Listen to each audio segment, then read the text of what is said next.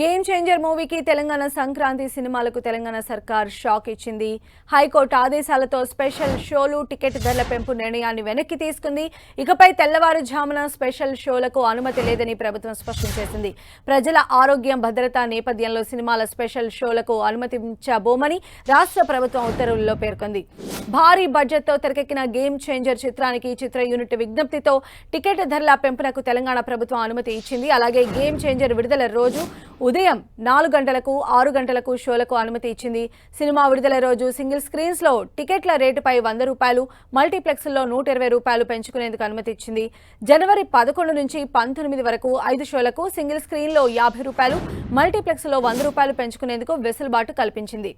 టికెట్ల ధరల పెంపు బెనిఫిట్ షోలకు అనుమతి ఇవ్వడాన్ని సవాల్ చేస్తూ భరత్ రాజ్ అనే వ్యక్తి తెలంగాణ హైకోర్టులో పిటిషన్ వేశారు. విచారణ జరిపిన హైకోర్టు సినిమాకు బెనిఫిట్ షోలు అనుమతి ఇవ్వడంపై అసంతృప్తి వ్యక్తం చేసింది. బెనిఫిట్ షోలు రద్దని చెప్పి మళ్లీ ప్రభుత్వమే అనుమతి ఇవ్వడం ఏంటి అని ప్రశ్నించింది. ప్రేక్షకుల భద్రతను దృష్టిలో ఉంచుకొని బెనిఫిట్ షోలకు అనుమతించొద్దని స్పష్టం చేసింది. నిర్మాతలు భారీ బడ్జెట్తో సినిమాలు తీసి ప్రేక్షకుల నుంచి అన్యాయంగా వసూలు చేయడం సరికాదని, అలాగే అర్ధరాత్రి 1 గంట తర్వాత సినిమా షోలకు పర్మిషన్ ఇవ్వడంపై పునః సమీక్షించాలని సూచించింది.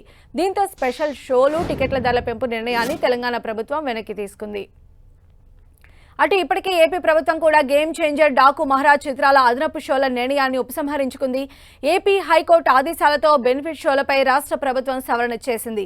గేమ్ చేంజర్ సినిమాపై ఇచ్చిన ఉత్తర్వులు కేవలం టికెట్ ధరలకు సంబంధించింది మాత్రమేనని ఏపీ ప్రభుత్వం స్పష్టం చేసింది.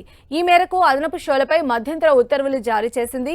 అర్ధరాత్రి 1 గంట, తెల్లవారుజాము 4 గంటలకు అదనపు షోలకు అనుమతిని రద్దు చేసింది.